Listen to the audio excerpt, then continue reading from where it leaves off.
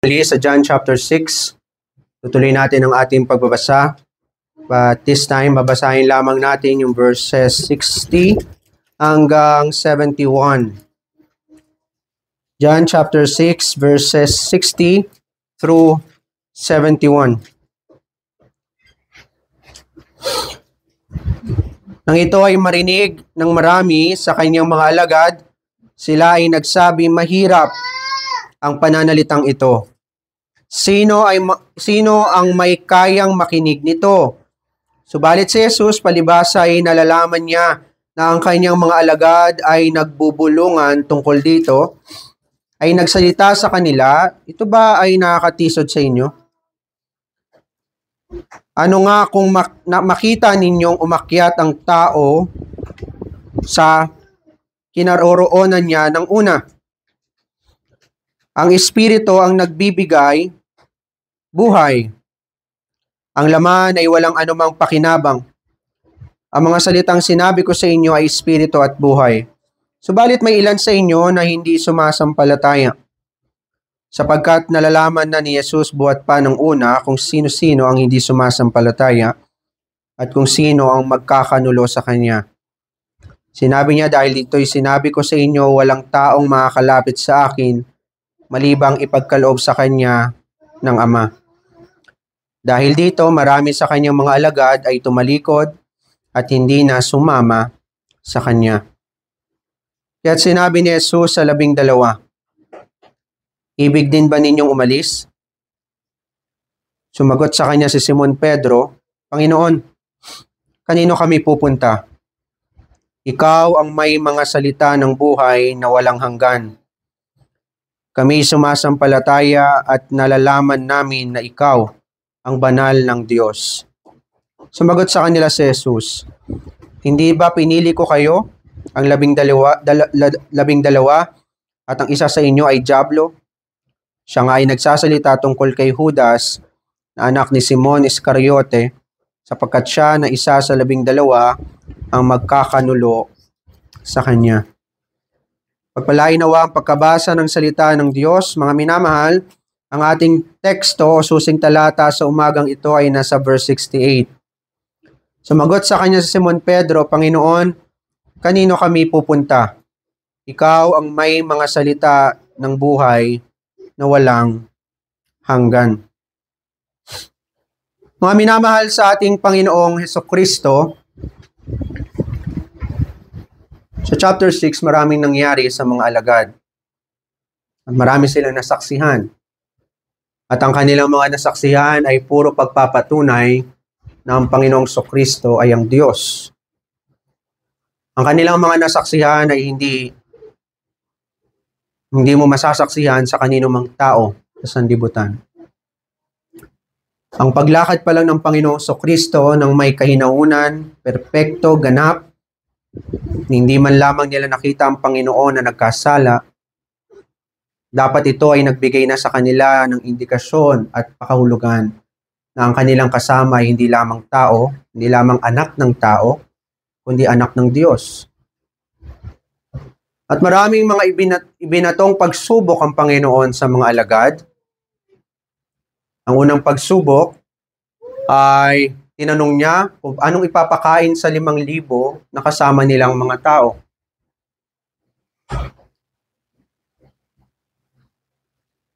Saan sila kukuha ng pangkain? Sapagkat wala silang sapat na salapi at wala silang inihandang pagkain para sa mga nakinig kay Kristo ay magkaroon sila ng sapat na pagkain. At ang isa pang pagsubok na ginawa ng Panginoon, siya ay lumakad sa nag-aalburutong alon. Habang binabayo ng alon ang bangka ng mga alagad, ay lumakad ang Panginoon sa dagat. At ang Panginoon ay kanilang pinasakay sa bangka at walang ano-ano, ang bangka ay napunta na sa pangpang ng Capernaum. At ito ang pangatlong pagsubok. Tinanong niya ang mga alagad, Kayo rin ba ay aalis katulad ng marami? At ang sagot ni Simon Pedro ay isang sagot ng isang mananampalataya na wala nang mapupuntahan kundi ang Diyos. Ang sagot ni Simon Pedro ay sagot ng isang mananampalataya na malinaw sa kanya ang kalooban ng Panginoon at malinaw sa kanya ang katotohanan ng Ebanghelyo ng Panginoon. Wala tayong mapupuntahan kundi si Kristo. Maraming agam-agam sa atin dito sa Laguna sapagkat tatapusin na ang ating gawain dito sa Laguna bilang isang fellowship. At ang tanong natin, paano tayo ng mga mananampalataya?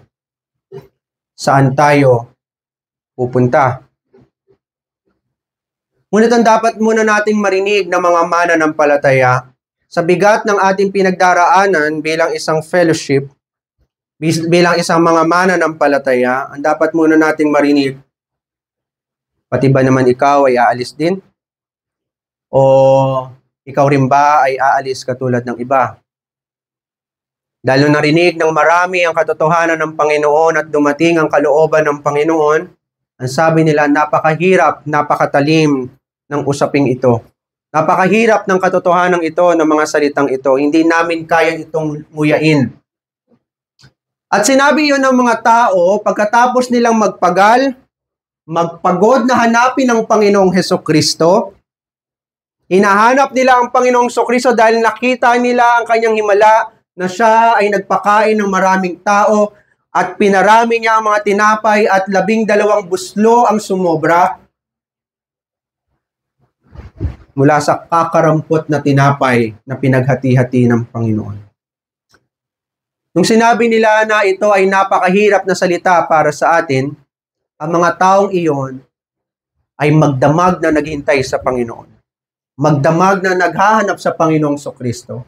At nung natagpuan niya ang Panginoong Kristo sa Capernaum, sa sinagoga ng Capernaum, takang-taka sila paano nakapunta ang Panginoon at nauna pa sa kanila.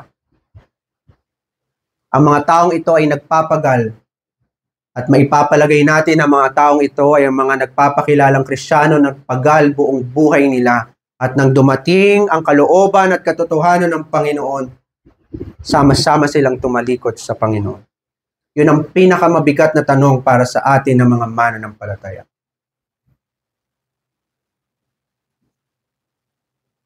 Ikaw rin ba ay aalis katulad ng marami?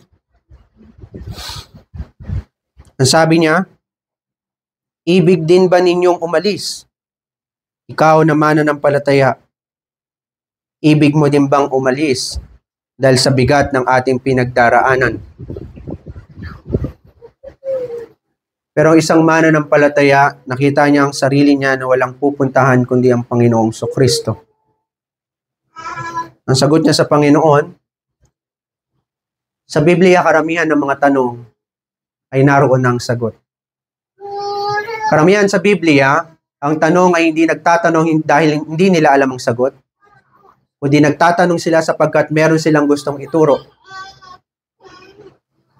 Nung nagtanong ang Panginoong Kristo, kayo rin ba ay aalis? Hindi ibig sabihin, hindi alam ng Panginoon, hindi siya sigurado kung ang mga alagad ay hindi aalis o aalis sila. Sapagkat sinabi na sa atin nung una pa lang, kilala ng Panginoong Kristo kung sino ang sasampalataya sa Kanya at kilala niya na ang mga hindi sasampalataya sa Kanya. Kapag nagtatanong ang Panginoong Kristo ng ganon sa mga alagad, malinaw na sinusubok niya ang mga mananampalataya. At ang sabi ng mananampalataya, Panginoon, saan kami pupunta?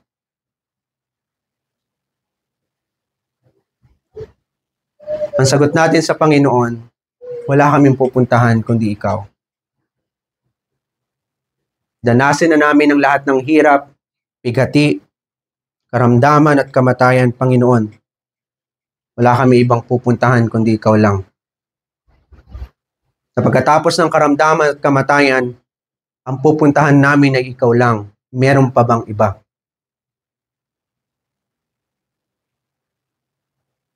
Ito ay confession at kapahayagan ng isang mananampalataya na tunay na nakilala ang Panginoong Hesukristo.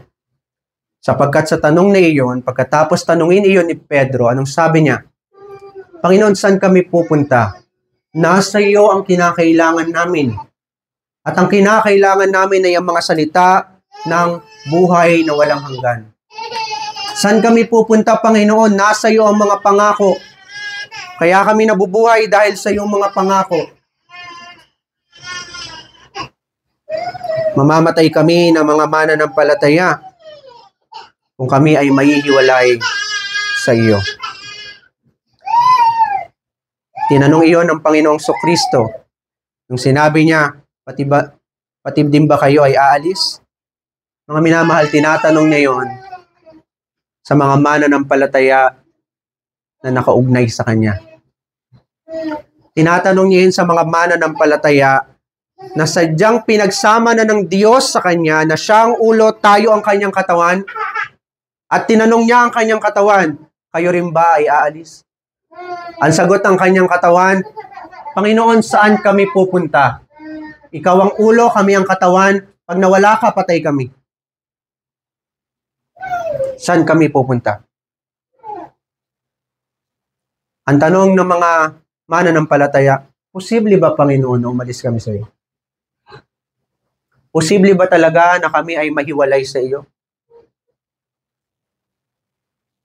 Sasabihin ng Panginoon, imposible. Again, ang tanong ng Panginoong Kristo ay isang pagsubok.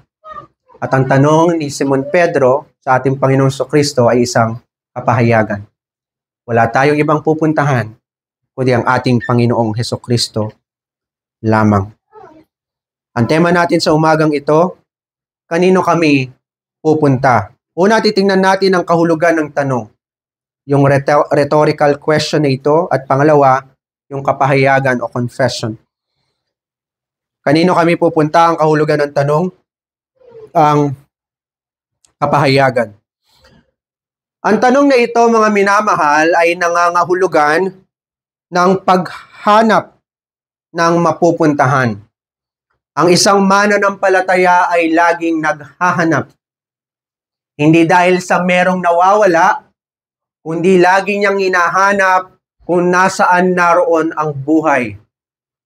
Kapag sinabi mo sa mananampalataya, ito ang dapat mong gawin, ang hahanapin lagi ng mananampalataya kung nasaan ang kalooban ng Panginoon. Kung nakita niya na hindi ito ang kalooban ng Panginoon, mas pipiliin niyang magdusa kesa malabag niya ang kalooban ng Panginoon, sapagkat ang mananampalataya ay laging merong hinahanap. Hindi dahil sa merong nawawala, kundi talagang ang ating kalikasan bilang mananampalataya ay lagi tayong nakaugnay sa Panginoon at hinahanap-hanap natin ang Panginoon. Sa oras na marinig niya ang katotohanan, hahanap agad siya ng iglesia na kanyang madadaluhan, at sa iglesyang iyon, kapag napagtanto niya na ang iglesyang iyon ay ang tunay na iglesia, ay ipapahayag niya ang kanyang pananampalataya at siya ay magiging kaisa ng iglesyang iyon, sapagkat ang mananampalataya ay laging merong hinahanap. Ang hinahanap niya ay ang ating Panginoong Kristo.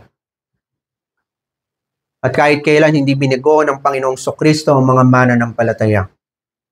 Lagi niyang ipinapakita ang kanyang sarili sa mga mananampalataya. Sa oras na hanapin natin ang Panginoon, bago mo pa hanapin, nariyan na siya, nakaugnay na agad sa iyo. Sapagkat ipagkakait ng Panginoong Kristo ang kanyang sarili mula sa maraming sanlibutan at mga hindi mananampalataya at mga nag-aangking Kristiyano at Reform, ngunit hindi niya ipagkakait ang kanyang sarili sa mga tunay na mananampalataya. Sa oras na dumalo ang mananampalataya, ang hinahanap niya ay si Kristo, at kapag ang narinig niya ay hindi si Kristo sa pangangaral, aalis siya ng iglesia sapagkat wala roon si Kristo.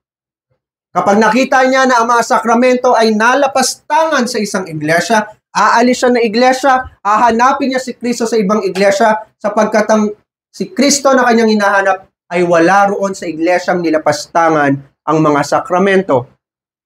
Laging hinahanap niya si Kristo.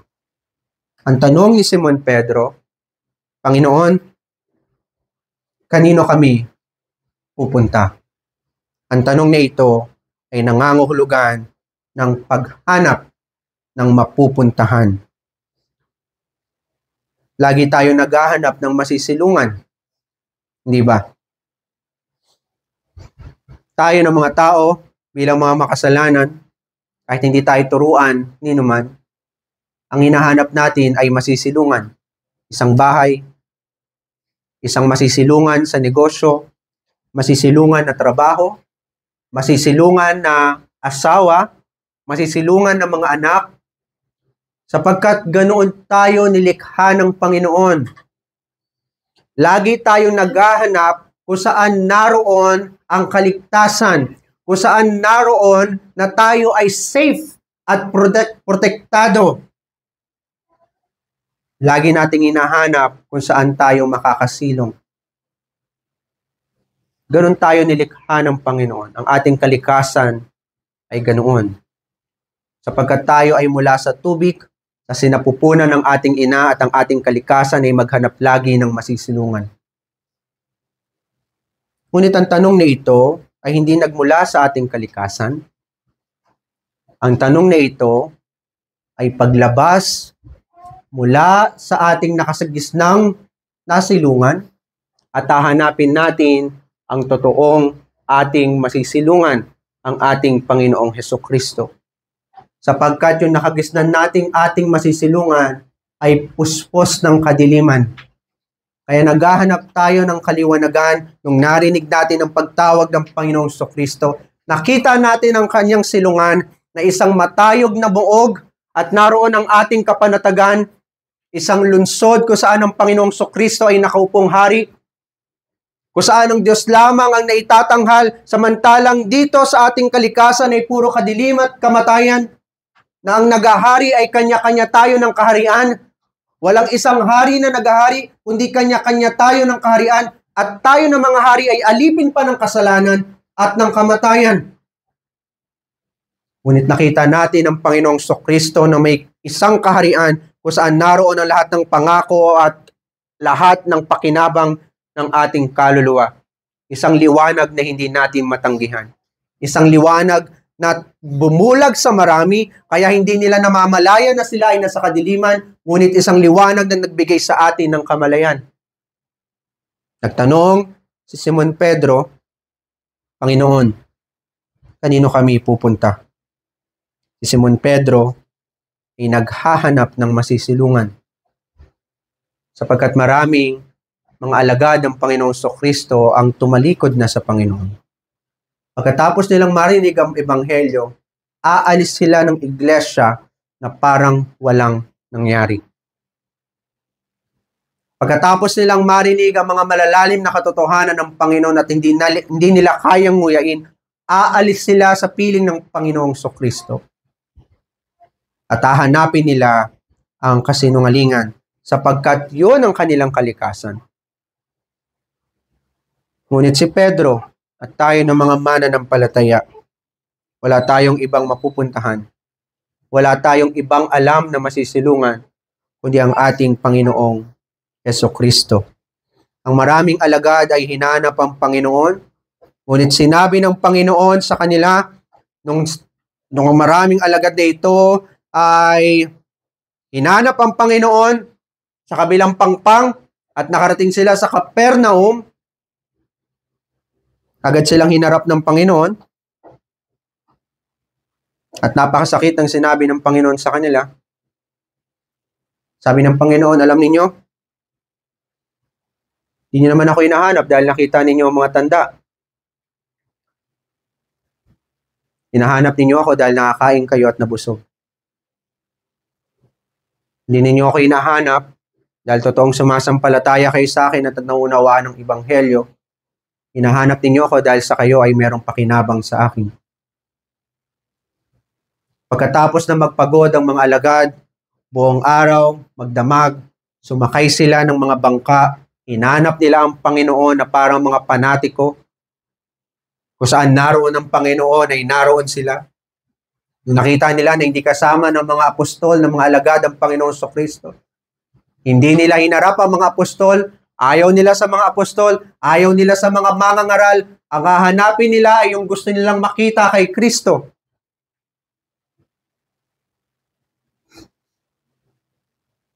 Hinarap agad sila ng Panginoon.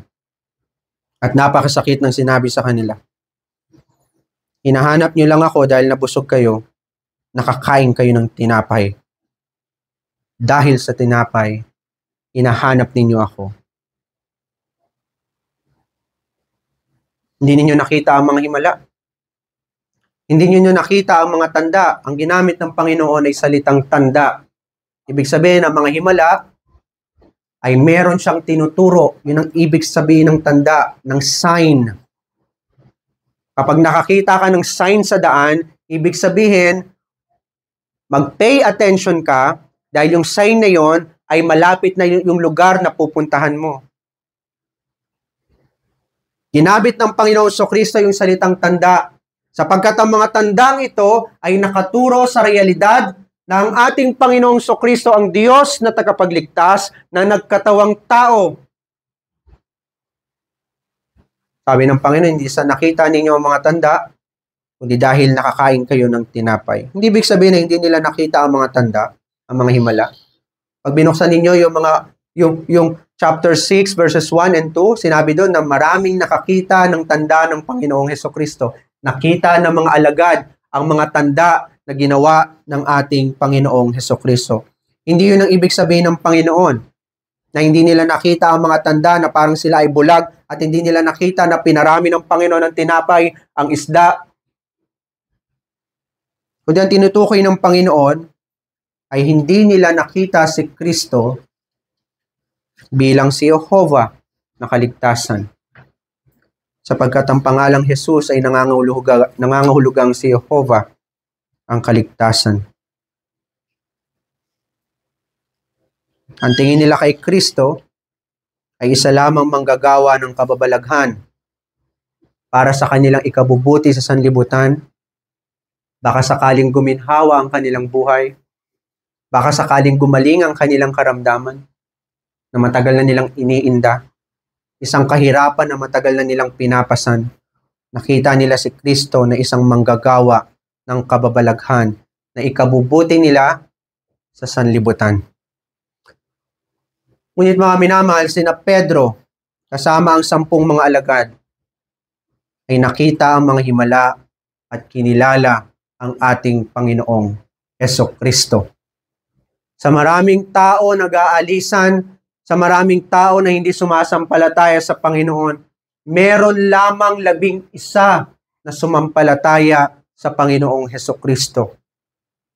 Meron lamang napakaliit na porsyento at bahagi ng sangkatauhan ang sumampalataya sa Panginoon. Sapagkat ito ay bunga ng pagkilala ng Diyos sa kanila. Sapagkat sabi ng Panginoon, kilala na ng Panginoon ang sasampalataya sa Kanya at kilala ng Panginoon ang mga hindi sasampalataya sa Kanya. Bunga ng pagkilalang iyon, ang maliit na porsyento ng sangkatauhan ay sumampalataya sa Panginoon. Nung sinabi na kilala na ni Kristo ang mga sasampalataya at hindi, ang tawag doon ay predestination, election, and reprobation. Bunga ng election ay ang pagsampalataya ng iilan. Bunga ng reprobation ay ang pagtalikod at pag-alis ng maraming hindi mananampalataya. Meron lamang 11 ang sumampalataya sa Panginoon. Hindi lamang nila nakita ang mga tanda, nakita nila kung anong ibig sabihin ng mga tanda. Hindi lamang nila narinig ang pangangaral, nakilala nila ang Panginoong Kristo sa pamagitan ng pangangaral. Hindi lamang nila nakita ang mga sakramento, naunawaan nila na mga sakramentong ito ay patungkol kay Kristo. Hindi lamang nila kinain ng mga binibigay na pagkain ng Panginoon, nilalasa pa mga trabaho at negosyo at maging ang kanilang mga anak, kundi nakita nila na ang Panginoon ang siyang kasapatan sa lahat ng buhay at sa kamatayan.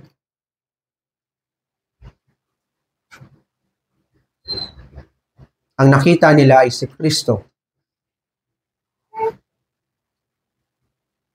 At minabuti nila na huwag sumama sa karamihan. Nakita ngayon nila si Kristo bilang tanging mapupuntahan, bilang tanging masisilungan. Maraming nag-aalisan, ngunit sabi nila, narito ang aming kapanatagan. Sapagkat ang kanilang malaking bato ay si Jehovah. Ang ibig sabihin ng malaking bato, ang Diyos na hindi nagbabago at ang Diyos na maaari mong pagkatiwalaan. At ang malaking batong ito ay siya ring matibay na muog na nakapalibot sa iglesia ng Panginoon. At sa loob na iyon ay merong kapanatagan sa pag naroon ang iglesia ng Panginoon at ang iglesia ng Panginoon ay sapat ang lahat ng kanilang tinatanggap, pinupunan ng ating Panginoong Kristo, anumang gawa ng kaaway ay hindi nakapananaig sa iglesia sapagkat ang kanilang muog at malaking bato ay ang ating Panginoong Kristo. Nakita nila si Jesus bilang si Jehovah na kaligtasan ng Israel, kaligtasan ng kanyang iglesia. Isang muog para sa lahat ng mga namimighati. Isang muog sa lahat ng mga nawawalan ng kapanatagan. Isang muog na nagbibigay sa atin ng kasiyahan at kagalakan maging sa gitna man ng kapighatian. Kaya nang magtanong ang Panginoong Kristo kung pati ba sila ay aalis, hindi nagdalawang isip si Pedro na sumagot sa pamagitan ng isang tanong na nagsasabing wala silang mapupuntahan kundi ang Diyos lamang. Kaya ang tanong na ito ni Pedro ay isang hiwaga ng biyaya, mga minamahal. Isa itong tanong na hindi itatanong ng isang hindi mananampalataya. Ang mga hindi mananampalataya, kagaya ng ating binasa sa ating teksto sa Kabanata 6, ang makikita ninyo sa mga hindi mananampalataya ay lagi silang nagbubulong-bulungan. Gumagawa sila ng mga grupo at sila ang mga nag-uusap at nagpapasya sila sa kanilang sarili. Umahanap sila ng kapasyahan sa kanilang mga sarili. Sila ay nagbubulungan. Anong ibig sabihin ng katotohanan ito? Anong ibig sabihin ng katotohanan ito? Hindi natin kaya ang katotohanan ito. Masakit para sa atin ang katotohanan ito. Yun ang karakteristik ng mga hindi mananampalataya. Sila ay nagbubulungan.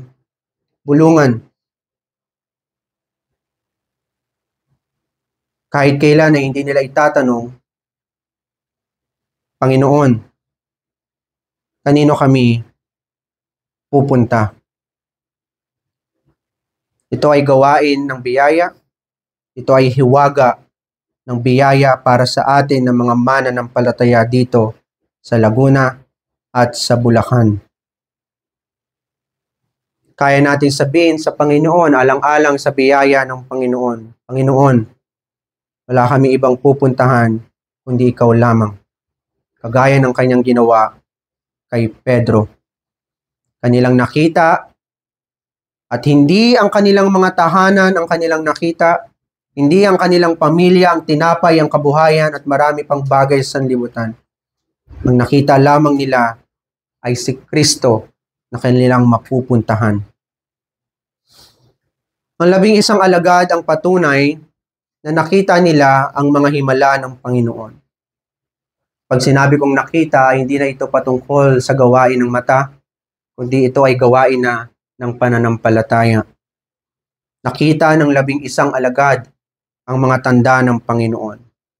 Ang iba ay inahabol ang Panginoon at hinahanap ang Panginoong Kristo hanggang sa Capernaum, ngunit ang mga alagad, ang 11, ay binigyan niya ng kapahingahan. Kung mabasa lamang natin yung mga nakaraang mga talata, makikita natin kung paano niya binigyan ng kapahingahan ng mga alagad. Habang ang marami ay hinahanap ang Panginoong Kristo, ang mga alagad ay naglalayag papunta ng Capernaum. Binigyan niya ng kapahingahan ng mga alagad, ang 11. Dumating ang Panginoong Kristo, lumalakad sa dagat, punong-puno ng alon, sinasagupa ng alon ang bangka ng mga alagad, at sila ay natakot, akala nila ang Panginoong Kristo ay multo. Ngunit nung nakita nila na ang Panginoong Kristo ang siyang lumalakad sa dagat, sila ay kusang loob na inilagay ang kanilang sarili. Pinapasok ang Panginoong Kristo sa bangka. At sa oras ng Panginoong Kristo ay pumasok na sa bangka, hindi na pinatagal ng Panginoon ang kanilang paglalakbay. Nandun agad sila sa pangpang ng Capernaum. Hindi ito binigay ng Panginoon sa maraming tao na naghahanap sa Kanya. Binigay niya ito sa 11 na Kanyang mga pinili at hinirang. Ibinigay niya ito sa mga tunay na mga mananampalataya na nakaugnay sa Kanya. Habang ang marami ay napapagod, na hinahanap ang Panginoong Kristo ang kanilang kaligtasan, hinahanap kung saan-saan ang ikaliligaya ng kanilang kaluluwa, ngunit tayo ng mga mananampalataya ay tunay na binigyan ng Panginoon ng kapahingahan. Sa gitna ng malalaking alon, mga minamahal, sinamahan niya sa bangka ang mga alagad at agad silang nakarating sa Capernaum. Sa gitna ng maraming unos sa buhay, bighati, kamatayan at karamdaman o maging kayamanan man, alalahanin ninyo na ang Panginoon ay ang ating kapahingahan. Kasama natin sa paglalakbay habang ang marami ay walang direksyon ang pupuntahan. Ngunit ang mga naghahanap sa Kanya ay patuloy pa rin naghahanap. Sadyang pinagod ng Panginoon ang mga hindi mananampalataya. Walang kapahingahan sa kanila. Ang ipinapakain sa kanila ng mga bulaang iglesia ay puro salita ng paggawa, pagsunod, at pagkakaroon ng kanilang sariling kapakanan at kaluwalhatian at katuwiran. Pinapagod sila ng Panginoon. Hindi pinapakita ng Panginoon ang kanyang sarili sa kanila. Nananatili silang bulag at mangmang. Naglilingkod sa Panginoon, ngunit ang lahat ng kanilang paglilingkod ay mauuwi sa wala. Ngunit nung siya ay makita ng maraming alagad, nung siya ay makita nila sa Capernaum, sa sinagoga ng Capernaum, patunay na hindi sila binigyan ng kapahingahan ng Panginoon, at nung makita siya ng marami, agad niyang kinumpronta at binigyan sila ng napakatalim na pananalita. Hinahanap ninyo lang ako dahil sa tinapay. At sila ay agad na sinalubong ni Jesus ng matatalim na pangangaral, sapagkat ang Panginoon ay napakahaba ng kanyang pangangaral nung nakita siya ng maraming alagad. Ang sabi niya sa pangangaral, "Ako ang tinapay ng buhay. Ang sino mang sasampalataya sa akin ay maliligtas." Ngunit nang marinig ito ng mga hindi mananampalataya, marinig ito ng maraming alagad, naisip nilang nagsayang sila ng pagod na hanapin ang Panginoon. Agad silang umalis at sinabi sa atin, kahit kailan ay hindi na sila bumalik sa Panginoon. Alam ng Panginoon na sila ay pagod. Ngunit dahil ang Panginoon ay walang anumang pagnanais na sila ay maligtas, binigyan sila ng isang pangangaral na matalim, isang pangangaral na matalim at masakit, ngunit kapanatagan para sa atin. Sabi niya, "Ako ang tinapay ng buhay, ang sino mang sasampalataya sa akin ay magkakaroon ng buhay na walang hanggan." Umalis ang marami at hindi na nagbalik. Umalis na walang pananampalataya, umalis ng merong paghihimagsik laban sa ebanghelyo ng Panginoon. Sapagkat umalis sila ng nagbubulong-bulungan. Nagtitiwala sa kanilang mga sarili at masama ang loob sa Panginoon. Sapagkat hindi man lamang pinawi ng Panginoon ang kanilang pagod. Sa halip, sila ay binigyan pa ng napakatalim na pananalita sa halip na bigyan sila ng kapahingahan. Ngunit para sa atin na mga mananampalataya, sadyang binigyan tayo ng kapahingahan ng Panginoon. Nung ang tanong ang Panginoon, pati ba kayo ay aalis? Isa itong tanong ng isang matalik na kaibigan na sadyang iniibig tayo ng malalim, iniibig tayo ng mahigpit. Tanging ang malapit na kaibigan lamang ang makapagtatanong sa atin, pati ba kayo ay aalis? Sapagkat kung isang tao ay walang relasyon sa atin, hindi magtatanong isang tao na walang relasyon sa atin, pati ba ikaw ay aalis? Sapagkat wala siyang kinalaman sa atin. Ngunit ang Panginoong Kristo, hindi niya tinanong ang marami, tinanong niya ang 11. Pati ba kayo ay aalis? Ang 11 agad ay natira. Sa maraming tao na umalis, hindi ko sinasabing sumama si Judas sa maraming alagad na tumalikod sa Panginoong Kristo. Naiwan siya kasama ng 11, ngunit isa rin siya sa mga naghahanap ng tinapay. Isa rin siya sa mga naghahanap ng pakinabang sa Panginoon. At ang patunay nito ay ginawa niyang negosyo ang paghuli sa ating Panginoong Kristo kapalit ng 30 piraso ng pilak. Patunay na si Judas ay kaisa ng maraming tumalikod sa Panginoon na ang tanging hanap ay pakinabang, tinapay, at hindi ang ating Panginoong Kristo. Natira ang 11 alagad sapagkat nakita nila na si Jesus ang may hawak ng kanilang kaligtasan. Ang sabi ni Simon Pedro, Panginoon, saan kami pupunta? Nasa iyo ang mga salita ng buhay na walang hanggan. Siya lamang ang may kapangyarihan sa kaligtasan. Ito ay pinahayag ni Pedro at sumang-ayon ng 10 pang mga alagad. Saan tayo tutungo, mga minamahal? Sa ating maraming tanong sa pagtatapos ng ating fellowship dito sa Laguna, saan tayo tutungo? Lalayo ba tayo kung saan naroon ang kaligtasan o patuloy tayong lalapit at magtitiwala sa Panginoon? Iaasa ba natin sa ating mga sarili ang pagpapasya o iaasa natin sa kanyang salita na ang salitang ito ay ang salita ng buhay na walang hanggan? Hindi lingid sa aming kaalaman at hindi lingid sa kaalaman ng Panginoon ang marami ninyong paghihirap at bighati. Sa mga malalalim na katotohanan na inyong naririnig. Pagkatapos ninyong maranasan ng maraming bighati at pagkatapos ninyong marinig ang mga malalalim na katotohanan ng Panginoong Kristo. At pagkatapos ninyong malaman ang mahihirap na kalooban ng Panginoon sapagkat inaamin natin na maraming kalooban ng Panginoon na napakahirap sundin dahil sa marami nating kinikilala sa sanlibutan. Pagkatapos mong marinig ang mga bagay nito at maranasan ito ayon sa biyaya ng Panginoon. Ang tanong sa atin ng Panginoon at ang tanong ng Panginoon sa iyo, ibig mo din bang umalis? Ang sagot natin, Panginoon, kanino kami pupunta? Ikaw ang may mga salita ng buhay na walang hanggan.